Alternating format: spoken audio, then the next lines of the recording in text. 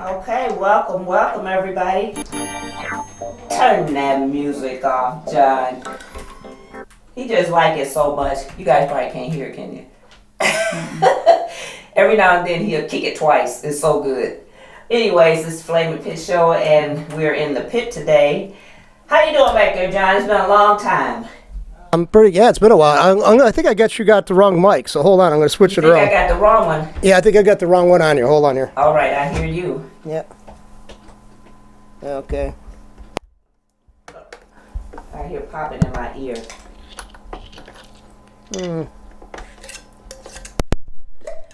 Okay, say something. Okay. Okay. Okay, good. All right, and have your guest say something. So make sure you got everything going here. Okay, each one of you guys say something. Microphone check. Microphone check. Chickadee check. Okay. Okay, go ahead. Hello. Oh, let me turn my phone down. I forgot. I hear the doorbell ringing. It's like, come in. So anyways, like we said, John, what you been doing back there since I've been gone? Other than following up the recording, nothing. No, I just I had the wrong microphone cord plugged into this the mic mixer. So okay, so today my guest is Tara Marino. Did I say that right? Yep. From the Serenity House. I wouldn't say House of Serenity. The Serenity House of Flint. And I'm reading it. That's how bad I am. They're both right. And Yeah. Close enough. Yeah. And her guest is Irene Keating from Phoenix Energy Therapy. So, like I said before, I was telling them I don't have any idea what it's all about. The yoga, I can't do yoga. I can't get all this up on my head. I might break my neck. I don't know. But I'm pretty sure I'm going to be zen all the way out by the time this session is over. Can I get an amen? Amen. All right. Okay, so now let's start with you, Tara. Tell me about the Serenity House of Flint, what it is, and when did you start it? Okay, the Serenity House of Flint is a nonprofit organization geared towards giving energy treatments in the form of yoga, Reiki, guided meditations to people that have addiction. So this is kind of implementing Eastern medicine into we still do 12-step meetings. Mm-hmm. We have a 12-step model, but it's kind of going above and beyond the 12-step model. Okay. So it's kind of a complementary medicine towards something that we know that works. So we know that 12 steps work. Oh, because I was going to ask you if this has something to do with, alcohol or addictions or anything like that when you start talking about the energy. This is a tried and true method and you know that it works. Now, have you tried it? Now, my personal story, I've been in recovery for almost 7 years. It'll be 7 years this August. Mm-hmm. So I had an addiction to alcohol and cocaine. Oh, okay. So I was in the program for about 5 years, and I still didn't feel well. I was still on pharmaceutical medications, a lot of them, mm-hmm. For various disorders. Wow. So I kept asking God, I'm like, what am I missing? I know that there's something that I just don't have yet. And at the time I was working for a newspaper, and I had a woman that had contacted me in my beat that was opening a holistic center.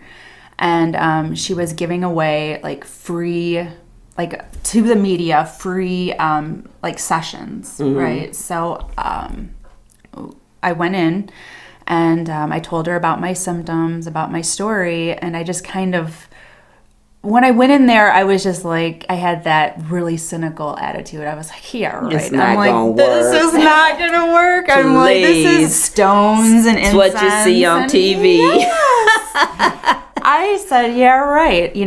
I had a mind, a very logical mind that I had to have for a newspaper. Mm-hmm, right. Facts and figures. That was my whole life at that time. So when I saw her for the first time and she did an energy treatment, I felt it right away.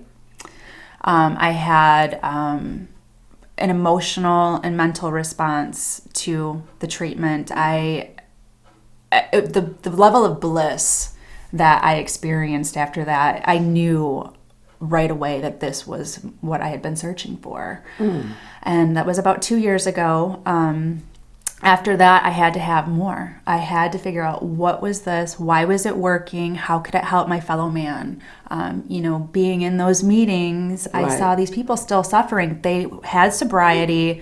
They had some of the material stuff back, but yet they were still kind of in that, just in that wallowing, in a sense. Like they were still kind of trapped in their pain.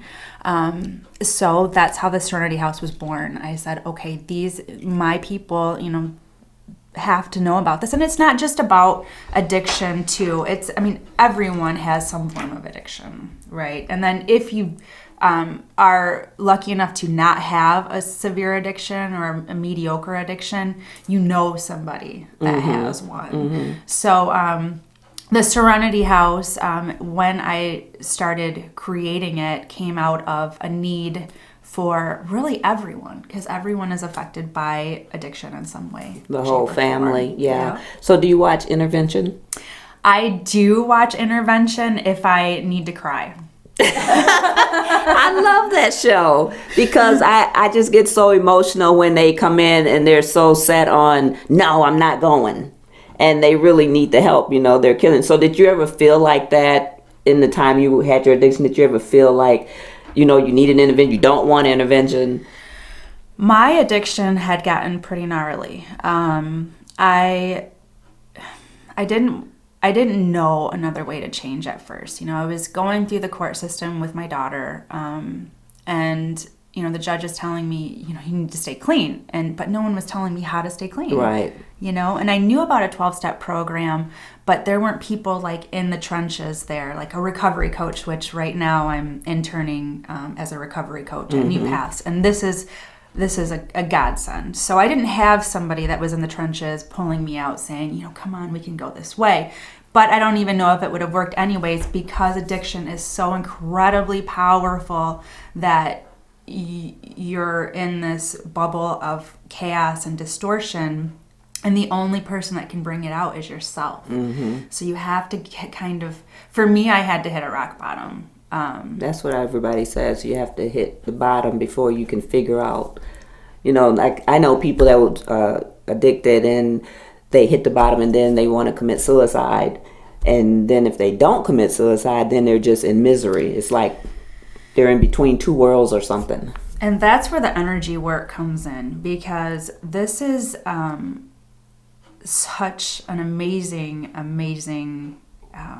modality. It's always existed. It's something that's coming back into existence. We've kind of pushed it out. Modern medicine has kind of pushed it out. Yeah, just give you pills. Yeah, take a pill here. Take a pill for that one because it's giving you these side effects. Right. Now take a pill for that one and it'll wipe all of that out. Right.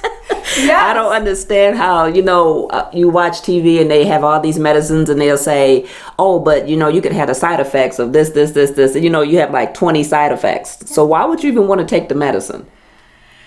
And, that's where the energy medicine comes in. And I have to tread lightly because I'm not a medical professional, but I know from personal experiences from energy medicine in my personal life, I've been able to thrive, do really well without medications. So when it's the energy work that has replaced for me medication.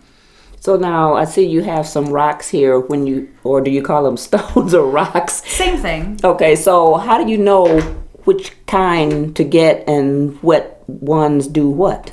Okay, so... Because they all look pretty. I would just put them in my fish tank and call it a day. They are beautiful, aren't they? Yeah. Now, why I use them, that's, I think, the most important thing, is that Mother Earth is, she has her own frequency, and she vibrates at a certain frequency. So when we take these out of the earth, and they're from different places, like this is from Brazil, this, I'm not really sure, I think it's out New Mexico, but they all have different places that they came out of. So when you hold them or you have them on your body, they vibrate at a certain frequency, because everything, energy... This whole art, where you have a signature of energy signature, the table, everything is an energy. It's a frequency.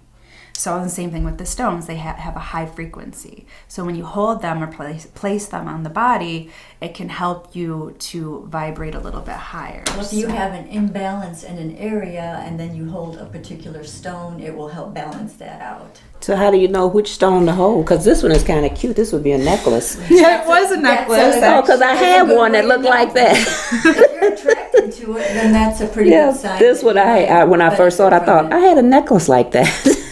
Yes. Oh, it burned my finger. No, I'm joking.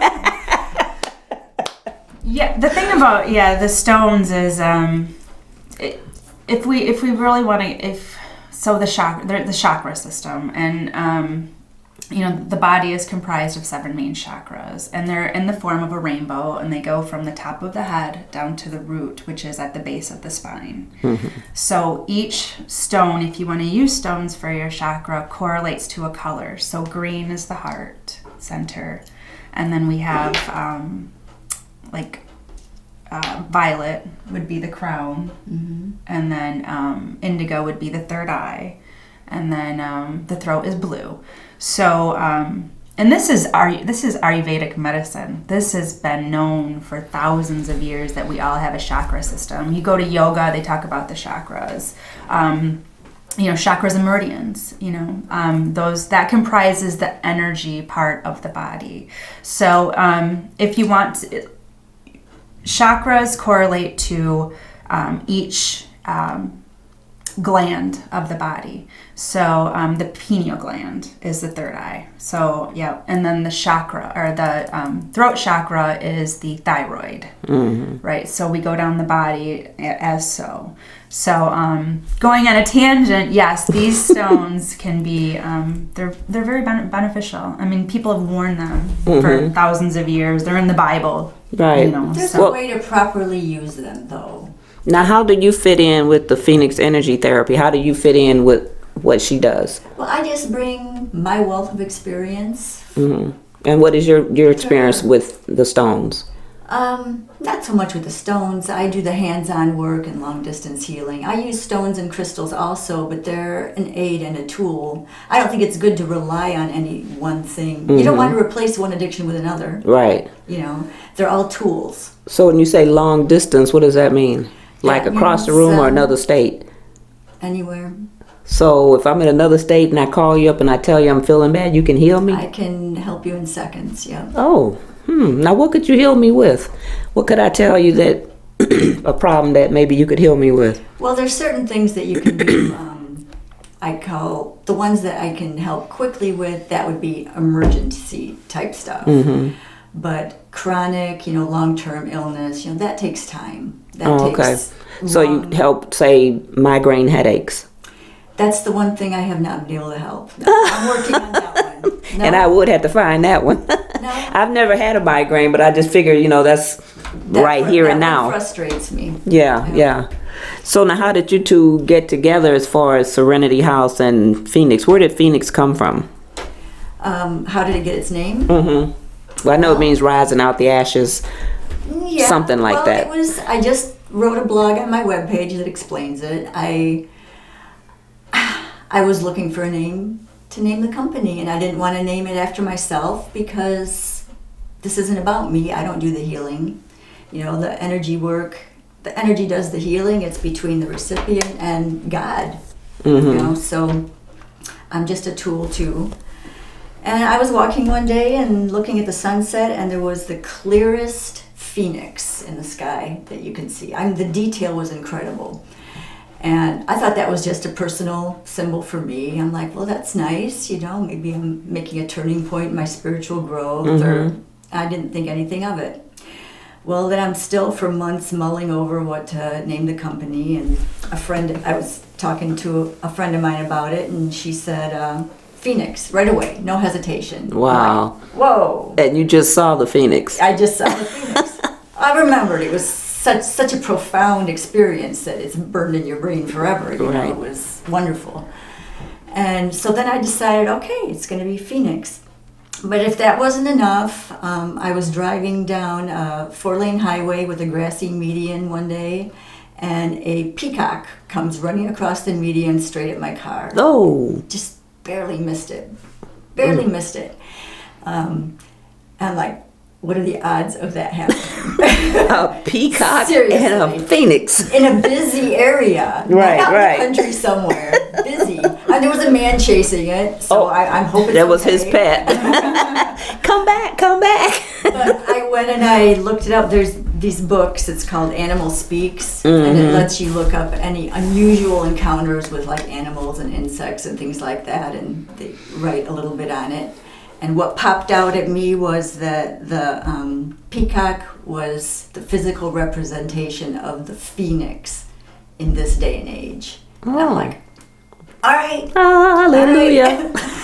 So yeah, and what I've noticed in my clients is that they there is a cycle of healing, and the phoenix doesn't represent like one cycle of rebirth. I mean, I think we kind of die and go through rebirth several times in our lives, most of us. But it is like with addiction, there's a death that happens there because your addiction was your best friend. You were loving yourself through that addiction. Yeah. And so now when you give it up, you know, you're grieving, you know, that's where the depression comes in, and you have to find out who you are again. Get to know, you don't know who you are. You absolutely don't know who you are. And so the energy work helps rebalance the body to, first of all, detox from the chemicals in your body.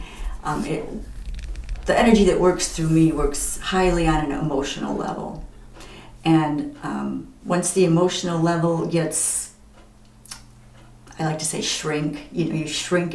Think about your energy field as these dark clouds are in your energy field.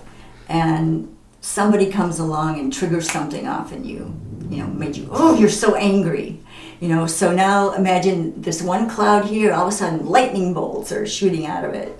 So I'm just trying to give you a visual.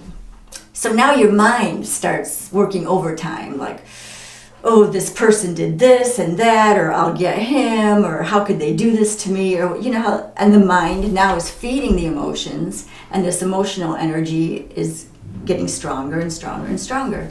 So energy work will help calm the mind, it calms the emotions, and it gets you back to where you can take control of yourself with a clear-headed way, make good, calm decisions for your future, for everything. It takes the edge off. Right, right. You know, in a big way. So how did you start a company like that? What made you think of an energy therapy?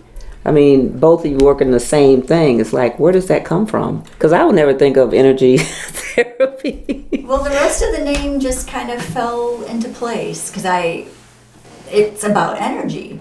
So I wanted that word to be in there. Mm-hmm. But then for Michigan, for tax purposes and stuff, I had to find a name that wasn't already there. Right. You had to go through a slew of names. That just accidentally, the rest of it.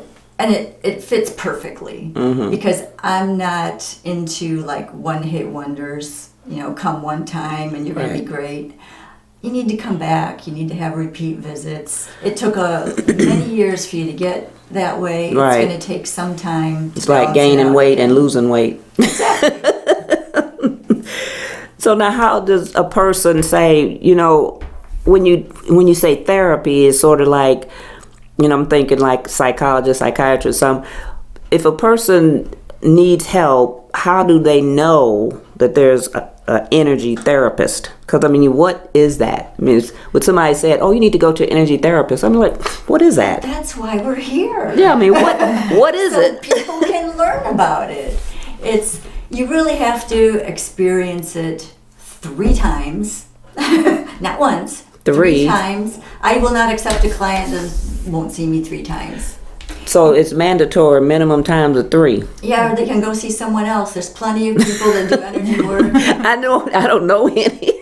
I'm only interested in people that are seriously committed to feeling better. Mm-hmm. You know, if you just want to do the spa treatment, you know, and there's nothing wrong with that. You know, you just going one time, if you're having a stressful month or whatever, it's wonderful. But I'm talking, I work with people who have long-term issues, you know, chronic problems, things that are starting to manifest into the physical, like, you know, You can be right on the edge of skin cancer or something. The physical is the last place you're going to see things show up. It starts mentally, spiritually, emotionally, and the last place it goes to the physical. So ideally, you'd want to do some energy work before it gets that far. Then you can avoid having physical issues altogether. So now, to do this, and it's all legally done, what kind of education do you have to become an energy therapist? Well, I'm certified. I have my 3 main certifications there, and I have a ton listed. You know, I have certificates at home that I don't show anybody. To me, the main qualifications are integrity and heart. So it's not like I have a bachelor's degree in energy therapy. No. It's nothing like that. No, you can do that, and people can set all that stuff up to make some money. But I guess what sets maybe me apart from maybe the average person is anyone can do it. But when I dove into this world, now mind you, I come from a very traditional background too. My dad was a doctor. I took pre-vet in college. I was going to be a veterinarian. Didn't want to do it. Well, something kept me from going all the way, and I ended up being a graphic artist for a while. But it was the health of my son and knowing the world of traditional medicine, I thought, no way, I have to find some way to have him have a good quality of life and keep him out of the hospitals as much as possible. Because he had, by the time he was 5, he had asthma and type 1 diabetes. And the two together, when he gets sick, was horrible, absolutely horrible. But, so it was very personal for me. But I quickly learned that I'm no good to anyone else if I'm not in good shape. So I came first. I took care of my son, my family. I'm not saying he's cured by any means. He still has type 1 diabetes. But I accomplished my goal. He lived a quality of life for as long as I had any control over it, I guess. He could play like the other kids. He was able to run and do anything any other kid could do. So that was what I wanted for him. Mm-hmm. So now, what services will the Serenity House offer people? And is it, do you have like a stable building somewhere that people would actually go to, or? Right now we're set up on the north end of Flint. We're over on Trumbull in the hood. I don't know where Trumbull is. All right, off Pasadena. Okay, I know where Pasadena is. Yeah, and it's exactly what we need though at the time, and I'm very grateful that we're there. But at the same time, we really want to set up as a transitional community. Mm-hmm. So right now I'm doing an internship at New Paths. Okay. And New Paths is one of the biggest transitional housing companies or whatever that we have set up here in Flint. Now, from being there just for the past 3 weeks, I've really noticed that there's an issue with a community that's more like permanent, like that's more of like a home. These are strictly set up for, we come and we leave. We come and we leave. Mm-hmm. I really want the Serenity House to be something that is a transitional community, but it's almost like a year lease. Like you can set up, and it's recovery oriented. You have people that have the same, that are like-minded, that are in a recovery program. So that's really the main focus that we have right now. Mm-hmm. So I envision multiple houses across Genesee County that are these types of communities, even a string of houses. So people go there for services and they can actually live there so long, and then they have to leave because you have to have room for someone else. Well, see, I would like to grow into where we could have permanent housing and then transitional housing, because right now I think we're going into a time where I think that we're really, single family homes, I don't think that's a natural state. I think that we're tribes. You need like one big house for everybody to live in. Multiple houses, a Yeah. community. You know, it takes a village to raise a child, and I have a 2.5-year-old, and I know that statement so well right now. I need a village. When I was young, we would like that. It was, the neighborhood watched for all the kids, and if you do anything, you get in trouble over here, then you go home, you get in trouble over here. But everybody came out okay.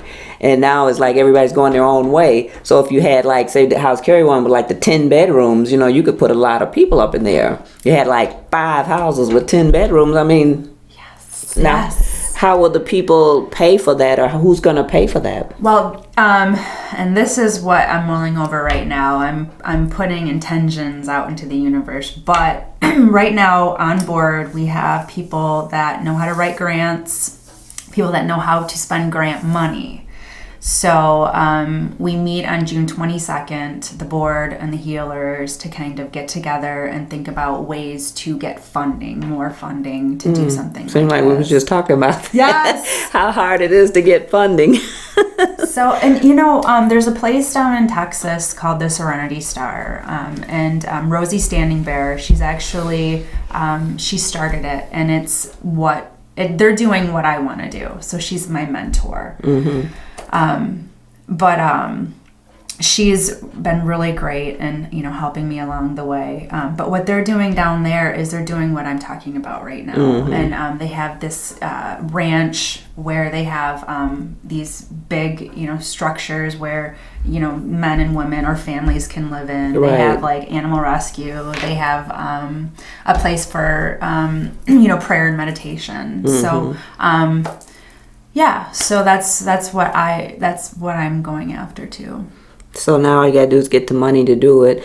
And it's so many properties around here, empty properties, that you would think when people come up with ideas like that, the owners could like donate 1 or 2 of them, because just write them off as taxes or charge a rent or something, minimum rent, and then have them put to good use. And then eventually you can like buy the building or something, because you need, like, instead of all these little houses, you could use like a few buildings, a couple stories. Yes. That would be ideal. I'm thinking a little bigger than that. There's some nice big houses out there with lots of rooms where you can have a nice... Well, yeah, I'm just saying, because some of them, like, I would like to see, like, say you have gardens for them that would be like a therapy. They could raise their own food, and, people do stuff like that. And then you have them work at the houses and, stuff, different things like that. Because I know my sister and I always, when we were young, we used to always say we wanted to start a community like that, have like a big house that get all the homeless people off the street and have them come in and work for their meals, keep the place clean, have a place to stay. Yeah. And it's like, that's just like a big idea that I don't see anybody doing it here.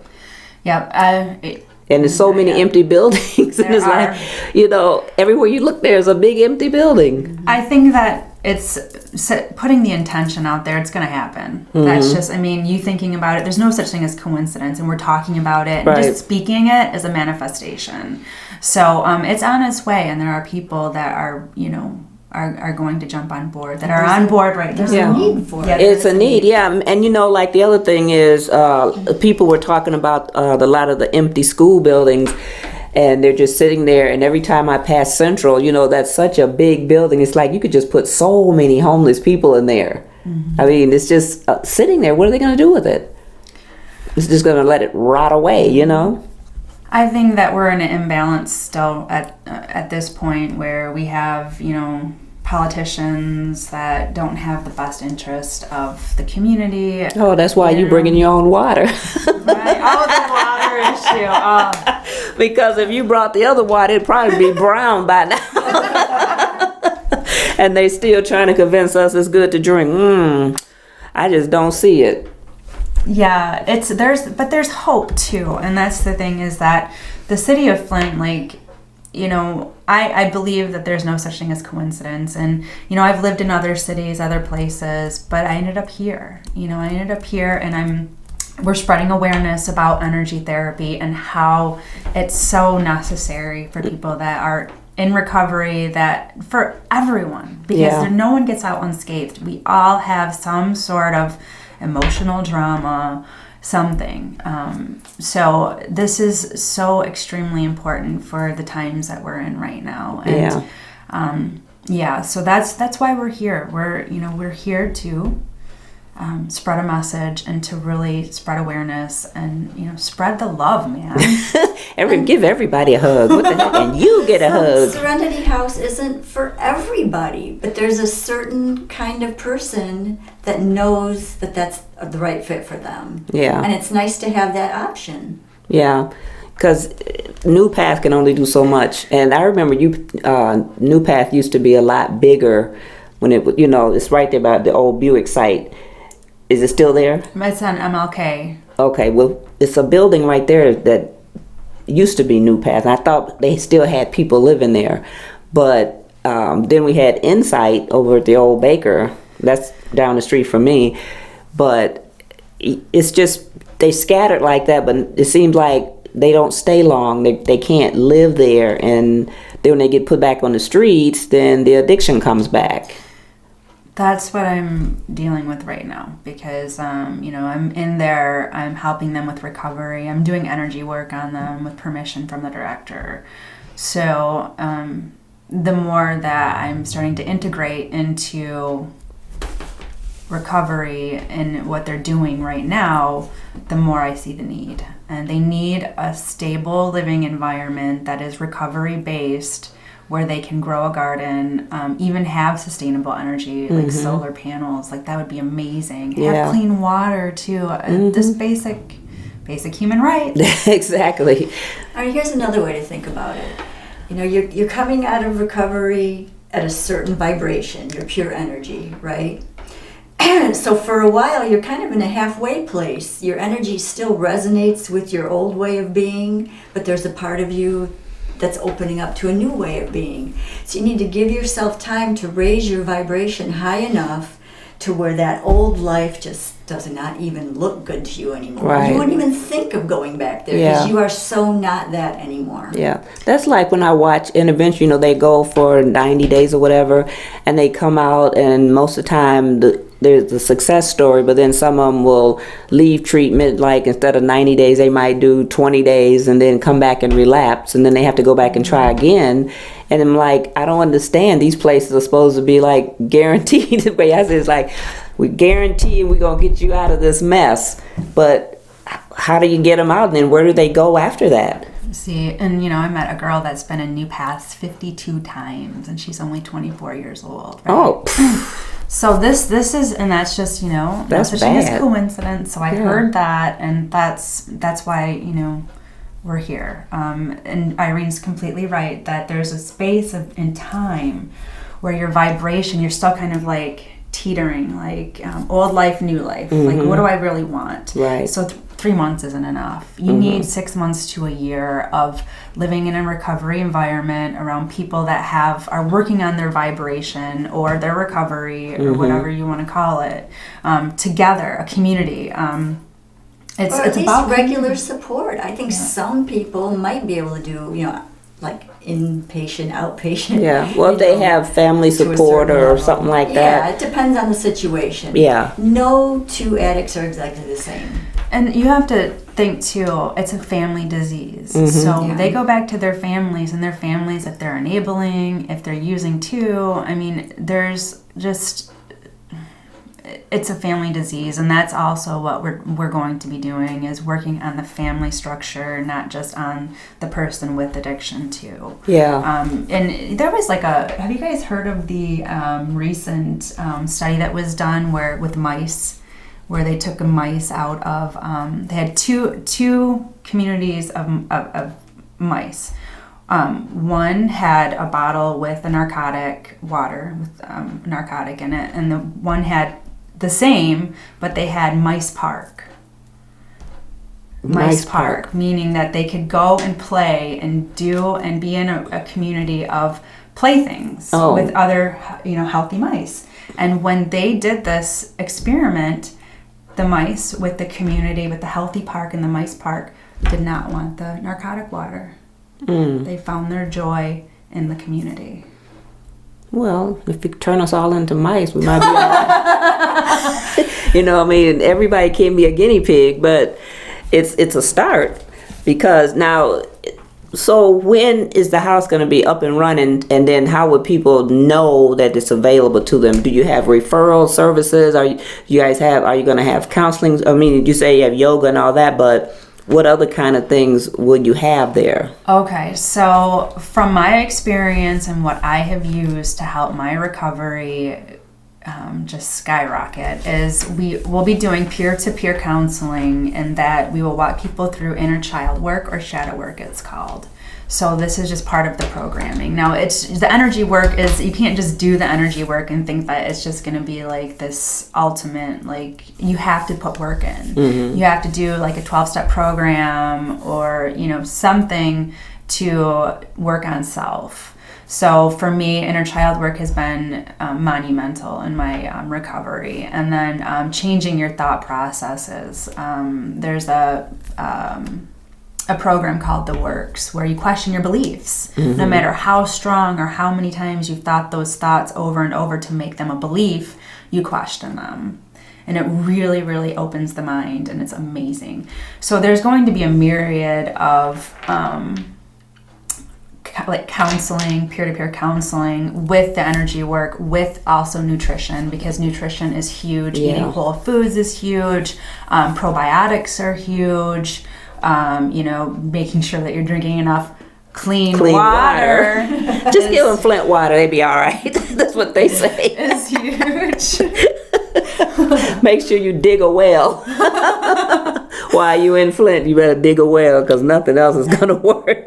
Right. Finding a new sense of purpose too, because the people that are farther ahead will be helping the people that Yeah. are behind them a little bit. Well, that's why I said gardening and stuff like that is therapeutic, because I love my flower beds. I'm not a gardener, even though I was raised on a farm, but I love my flower beds. And when I look at my backyard at the progress, and everything is so peaceful. So they could actually, you know, wherever your house you get, you could have your flower beds, you could have your gardens, you know, give them something to do. Because some people like doing it, they just don't know they like it until they actually start doing it. And then maybe they won't think about, you know, I gotta go get some drugs. You know, I'd rather go play in the garden. Yeah, Mice Park. Yeah. Yes, and art therapy and music therapy. That's on our agenda too, because the creator creating, it's just synonymous with higher power. So now, when you say music, are you going to bring in any local, like, artists or musicians or anything like that to, like, work with them? Because, you know, I know people that have music centers and different things like that. They might donate instruments, or they may have someone come in and play, you know, once a month or whatever. You know, anything like that? Yes, it's all on the agenda. It's just a matter of getting more organized and getting the funding. I know that funding, that's The main thing is the money. It is the money, and but I also am a firm believer in intention, and really putting out positive vibes and positive thoughts as it pertains to money. I believe that you really have to have an intention and, you know, remain positive about it. And money is one of the hardest things on top of sex. Sex and money are two of that. You mean I have even to kidding. think about sex and I'm going to get some? I think about money, I'm going to get some. It's true. Let me start thinking. Yes. So, so money is something, positive intention. And yeah, that we need a lot of healing in those areas, don't we? I really do. Yeah. I better start thinking, let me hold a stone. Well, here, girl. Which one? Oh, snap. This is the one. Where should I put it? Right here, baby. Oh, John, you didn't see that? Oh, my goodness. Well, I'm glad that you guys came in today and you could tell us, you know, let people know about this, because like I said, I don't know anything about energy healing. And a lot of times people just think it's just talk, you know, because how do you convince somebody that it's, you know, it's like when I have a massage and they want to put hot rocks on me. I'm like, he putting hot rocks on me. Now I don't understand what's the purpose of hot rocks. I think it's just, the hot rocks is a physical thing. I think it's just to loosen up the body. Seem like it might burn me, and I don't need any more release polka some dots. blocks and relaxation and energy healing. It's different. You know, I'm me. What works through me, we're all unique. We're like different flavors, different spices and ingredients in one big soup. Yeah. So there's a lot of different people that do healing work, and they all bring something unique and wonderful into the work they do. Mothers, you say you don't know, a mother does healing energy. When she holds her baby, when the baby's sick and crying, we're energetic beings. Your garden, your flowers, you have no idea how much energy, you can feel it, you know. You can feel it. And when somebody walks in a room and they have the bad mood and they're energy vampires, you feel that. Energy vampire. Yeah, sucking it right off there. You know, or if somebody's got a high vibration, you know, like energy, or me and Irene work on our vibration, you know, and I know that you can sense that we have, you know, a pretty high vibration. You know, you feel that. It's something that's internal. That's what people say. You're just bubbly. Does that mean your energy level? Well, you're naturally going to be a happier person. Isn't that what we all want? That's what we all want. We just want to be happy, right? Yeah.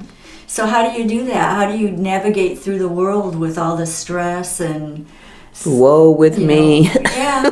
Yeah. And that's they'll learn tools like that at Serenity House. How to do that. You know, I think that one of the biggest, and this is my thing, like I follow Jesus. Okay, that's my thing, right? And that's my thing, but for me, he was the biggest example or the biggest proponent of energy healing.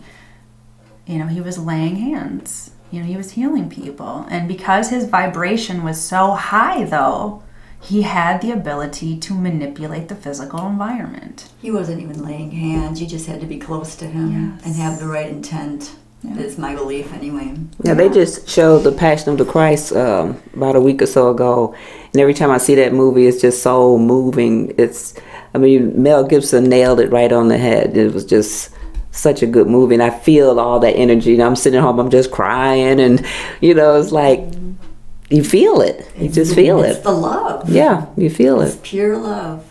I did have an experience one time where when I was learning Reiki, it was in my first class, and there's 4 attunements in Reiki 1. And in my second Reiki attunement, I was sitting there, and all of a sudden I felt this love just come and pour over me. And it was like, we don't feel this kind of love on earth. This was divine. This was something indescribable. I stopped breathing. I couldn't even breathe because it was so beautiful. And at that moment, I knew that that's what I was here to do. That was my that was gift your that energy. day. Yeah. But there's something more. Anyone who thinks that there's not anything more, I'm telling you, there's always something more. I never stop looking for that more because I know there's still even always something more. We are greater beings than you can imagine. So, every single one of us. Right. So your clients actually have to believe this, otherwise it doesn't work, or is it?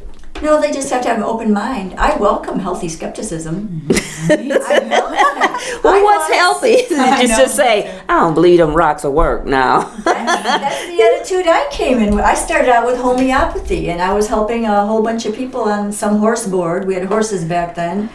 And a woman said, you know, you've helped me so many times, my horses, my family, everything. Let me do something for you. I do Reiki. She's in California. Now, what exactly is Reiki? Yeah, That's a form of energy healing, laying on of hands and long distance. And so she did long distance treatment on me from California, and I had such a profound experience. Yeah, I went into it like, right. I've heard of this, but You're in California. This isn't even too far out there for me, but let's try it. It can't hurt, you know. And I had a profound experience, and it was, bam, I have to learn this. I have to learn this. We flew her out, and I got a bunch of people excited about it. And that's how it started for me, the energy work. Now, what about hypnosis? Do you think any of that tie in? Have you ever had any experience with that? I've never had that done. Everything has its place. I had a hypnotist on the show, and they tried to get me hypnotized. I was like, no, I'm not doing it because I don't want to be dancing on the tabletop, stripping off my clothes. No, with the kind of hypnosis that's being done, you don't fall completely asleep. You're always aware to a certain point. Well, I didn't even want to chance it because I'm kind of wild, and and this is all videotaped. See the little cameras? She has secrets. That's what I'd be afraid of. They'd be like, "Yeah, Lisa, tell," then it's on tape, Then I gotta, what? I did that. So I was telling, nah, we won't do it. So I just never did that. Come back to it another time. You just don't know enough about it. Yeah, well, if I get brave enough or something, but I would like to try it, but I guess I'm just too nervous about what it's going to make me do. And the girl's she's been doing it for a lot of years, and she had classes and all that. She was like, well, come to one of my classes. And I'm like, well, I'm afraid if I sit in the back and you start telling people, watch this, I'm going to be the one in the back hypnotized. Everybody else is not going to be.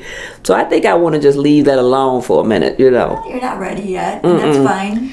I wanted to say too about the long distance healing and how that was really difficult for me to embrace, because I'm like, oh my God, like you can tap into somebody's energy field, like just in your mind. Like my mind is that powerful, one. But two, that it was almost like, oh my God, then anyone can access, like, you know what I'm saying? It's like breaking into your computer. Yeah, but it made sense though too, because the separation is the illusion. Like, I really believe that we are all one, and that this is just a separation and it's an illusion. And when you can, if you understand, not even if you understand it, but it's the truth. So when you do distance healing, it's like, it's like I am you, you are me, we are one, and I'm under the dome.